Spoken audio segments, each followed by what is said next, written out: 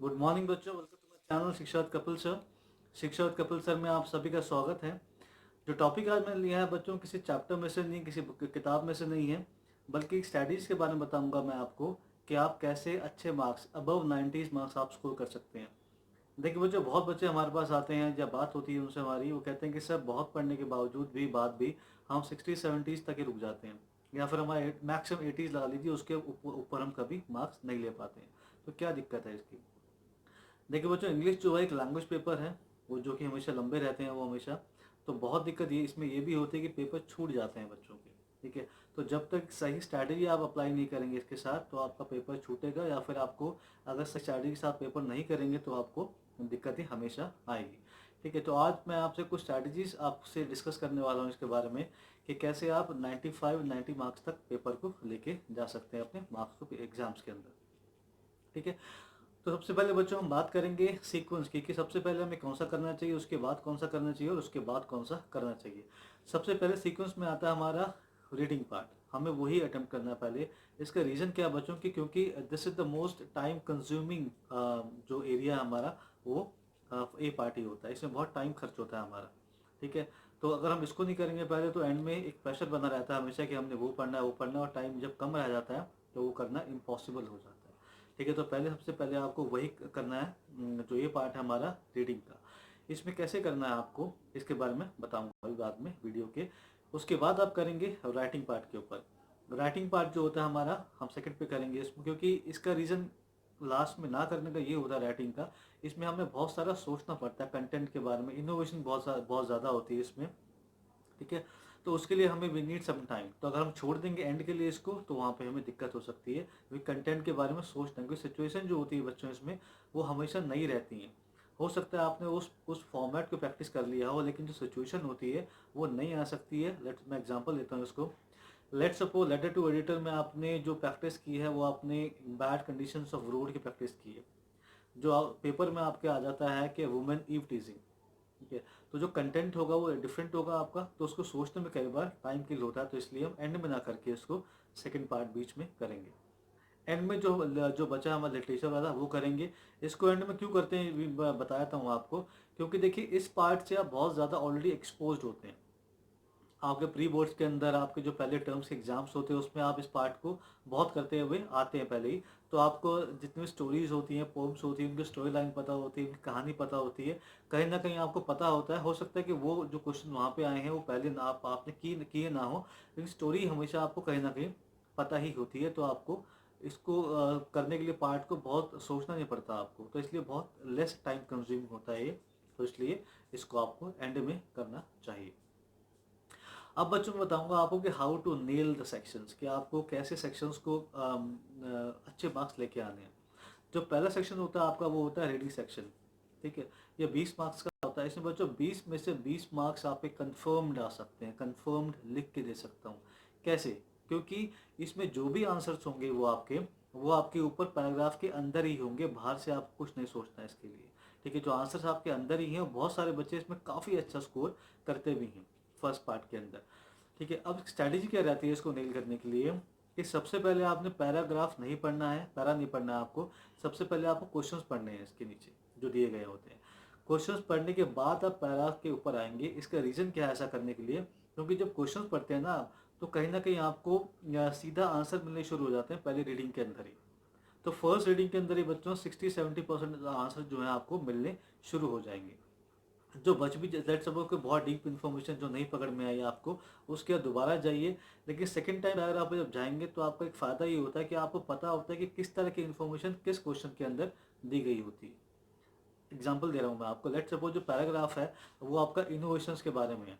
ठीक है, कि इनोवेशन कहाँ पे हुई थी, किस किस ने की थी, कौन से देश के अंदर हुई थी, इससे कितना पैसा साइंटिस्ट को मिला, कितना क्या हुआ, ये इंडिया के अंदर कब हुआ, इंडिया में से क्या साइड इफेक्ट आए, कैसे इसने ग्रो किया, इस सब के बारे में लेट्स सपोज पैराग्राफ है।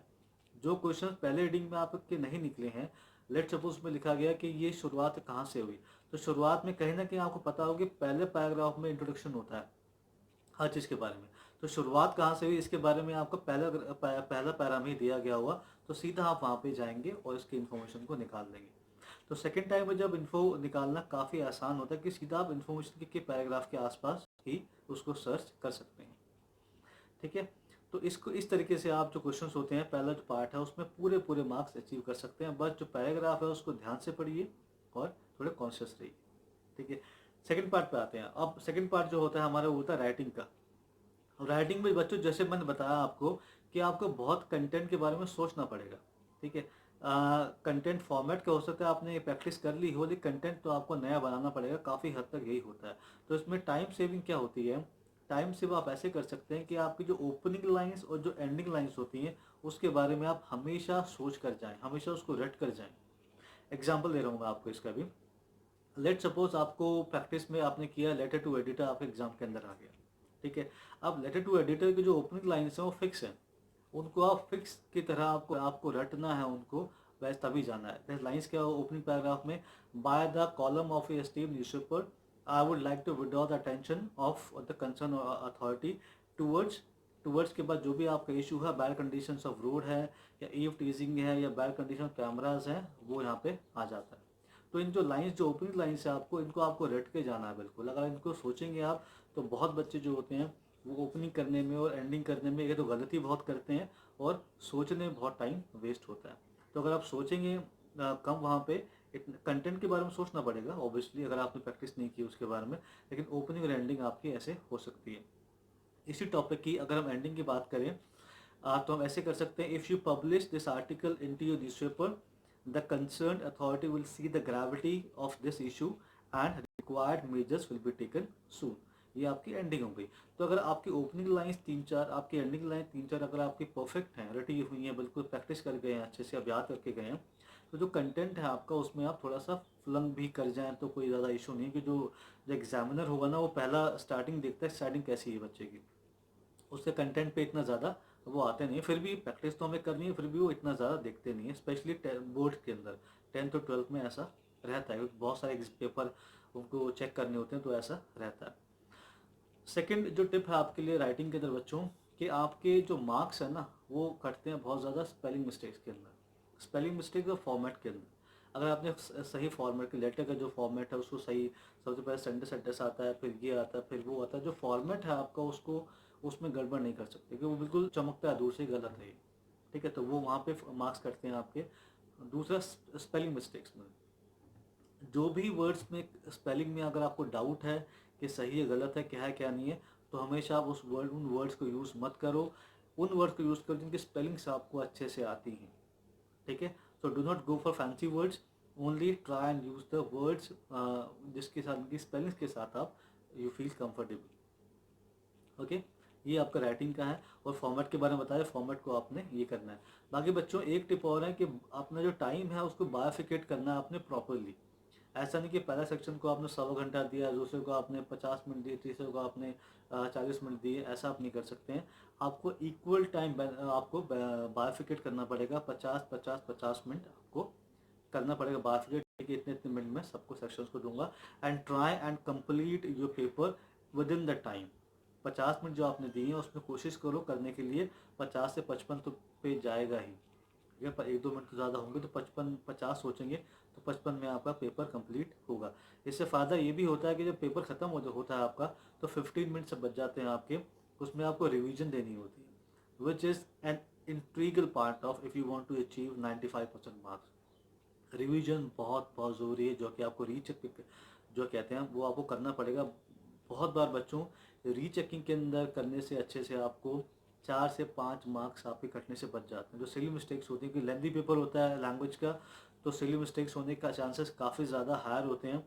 तो रीचेकिंग के जब करते हैं आप, तो जो जो सिली मिस्टेक्स हम करते हैं स्पेलिंग्स के फॉर्मेट में, ये वो जो होता है उससे हम बच जाते हैं। कई बार 4-5 मार्क्स भी आप इससे बच सकते हैं। मतलब now it is 4 marks are like 5 marks are like god. 85 में 90 में बहुत फ़र्क है, 90-95 में बहुत फ़र्क है बच्चों। ठीक है, तो वो आप इसे यहाँ से बचा सकते हैं। थर्ड पार्ट जो होता है हमारा वो होता है हमारा लिटरेचर का। जो बताया मैंने अभी आपको, इस ये जो पार्ट है इससे आप बहुत ज़्यादा पहले एक्सपोज्ड होते हैं, आपको पता होता है, तो फटाफट आपको आंसर लिखने होते हैं इसके अंदर। ठीक है, इसमें बहुत टिप देने की ज़रूरत नहीं है, आपने जैसे जो प्री बोर्ड में आपने पढ़ा है वैसे आप अपनी एक नीट एंड क्लीन वे के अंदर भी आपको आंसर देने हैं। आपके हर आंसर के बाद एक लाइन छोड़िए प्रॉपरली, एक रेड मार्कर यूज़ कर सकते हैं आप क्वेश्चंस के लिए, है ना, ताकि जो एग्जामिनर हो उसको बहुत ज़्यादा स्ट्रगल ना करना पड़े चेक, क्योंकि बहुत ज़्यादा बच्चों ये होता है कि जो बच्चे होते हैं ना वो बहुत अनटाइडी काम कर देते हैं, तो जो एग्जामिनर होता है उसके ऊपर इंप्रेशन जो आता है आपको वो अच्छा नहीं आता, तो वो ना बहुत जगह जहाँ पे मार्क्स छोड़ सकता है वो छोड़ता नहीं, वो काट देता है। तो ये इंप्रेशन से ये चीज़ होती है। नीट एंड क्लीन उसके लिए आसान काम को आसान करेंगे आप, तो फिर वो भी आसान काम के एवज में आपको कुछ ना कुछ देकर ही जाएगा, आप ऐसा हमेशा सोचिए।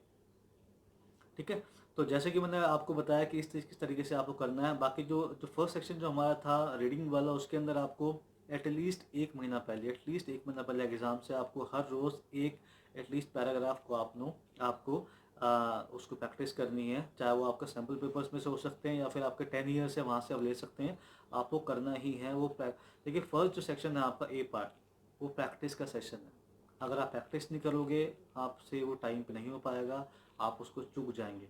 एक महीना एटलीस्ट आप पहले, एक ज़्यादा नहीं, एक 10 मिनट लगेंगे, 10 से 15 मिनट, एक कीजिए उसको कंप्लीट। ठीक है, इससे देखिए फ़ायदा क्या होता है, इससे एक तो रीडिंग की जो स्पीड है वो बढ़ेगी आपकी, और जो अंडरस्टैंडिंग जो होती है कि एक तो टेक्स्ट को पढ़ा आपने, दूसरा उसको अंडरस्टैंड किया आपने, वो स्पीड आपकी बढ़ती रहती है। तो बढ़ते बढ़ते बढ़ते अगर स्टार्टिंग आप एक पैराग्राफ 15 मिनट में करते हैं तो आप देखिएगा एक महीने के बाद आप 7 to 8 इवन 10 मिनट्स में उस पैराग्राफ को समझ जाएंगे पूरे।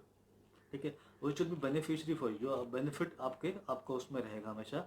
तो अगर एक महीने पहले शुरू करते हैं तो by the end of the month आप 30 का प्रैक्टिस कर चुके होंगे, 30 पैराग्राफ की, और वो आपको हमेशा फ़ायदा करेगा आपके एग्ज़ाम्स के अंदर। ठीक है, तो बच्चों ये जो टिप थी मेरी, आशा करता हूँ कि इन सब पे आप खरे उतरेंगे। 80s या 70s से लेके 90s या मिड 90s में कैसे आते हैं, ये मैं छोटा सा वीडियो आपके लिए बनाया था।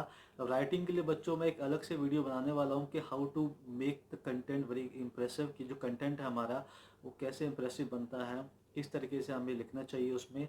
राइटिंग के लिए एक और बात करूँगा कि एक पॉलिसी होती है डिवाइड एंड कॉन्कर पॉलिसी, जिसमें कि हम जब लिखते हैं कोई टॉपिक को तो हम उसको अलग अलग लिखिए। ओपनिंग होती है उसको अलग से उसको लिखिए, फिर जो कंटेंट है उसका नेगेटिव पॉजिटिव जो है उनको अलग से लिखिए, क्लोजिंग अलग से लिखिए, सोचिए उसके बारे में अलग से सोचिए। तो उसको हम कहते हैं डिवाइड एंड कॉन्कर पॉलिसी। उसको अपनाइए, बहुत बेनिफिट मिलेगा आपको। ठीक है, राइटिंग का भी प्रैक्टिस कीजिए, फॉर्मेट को कभी मत छोड़िए। And if you want to achieve 95% marks, do not leave even a single content. एक सिंगल चीज़ चाहे वो लगे आपको वेस्ट है कुछ भी है, उसको पढ़ कर जाइए एटलीस्ट एक बार। एग्ज़ाम से पहले एटलीस्ट 3 टाइम रिवीजन चाहिए ही चाहिए। देखिए 70s से 90s में ये फ़र्क होता है, जो 70s के बच्चे होते हैं वो ये चूक करते हैं हमेशा, वो रिवीजन नहीं करेंगे या फिर एक बार करेंगे, या बहुत मतलब हल्के में लेते हैं इंग्लिश को हमेशा, कि ठीक है हम फिजिक्स पढ़ ली, केमिस्ट्री पढ़ ली, हमने मैथ्स पढ़ लिया, तो इंग्लिश हमेशा लेके डूबेगी आपको। क्योंकि और देखिए इंग्लिश जो है, चाहे 10th के बाद सब्जेक्ट कोई भी लें आप, इंग्लिश मिलने ही वाली है आपको। ठीक है, 12th के बाद किसी भी कॉलेज में जाएं, इंग्लिश करनी ही है आपको, तो इंग्लिश तो आपके साथ हर हर वक्त रहनी ही चाहिए। ठीक है, बहुत स्कोरिंग मार्क सब्जेक्ट भी है ये, अगर आप इसको स्ट्रैटेजी से करें, और बहुत मार्क्स भी कटवाएगा आपके अगर आप इसको ढंग से टाइम नहीं देंगे तो। ठीक है, तो ये कुछ टिप्स थी बच्चों मेरी आपके लिए। उम्मीद करता हूँ कि आपको ये टिप्स पसंद आई होंगी। ठीक है, एक नए वीडियो के साथ नेक्स्ट टाइम मैं फिर हाजिर होऊंगा।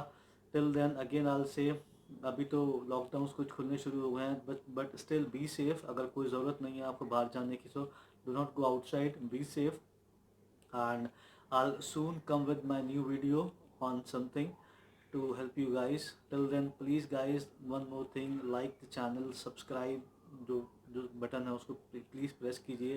This is the only way I come to know that कि आपको पसंद आ रहे हैं वीडियो, एंड मैं कुछ हेल्प कर पा रहा हूँ आपकी स्टूडेंट्स की।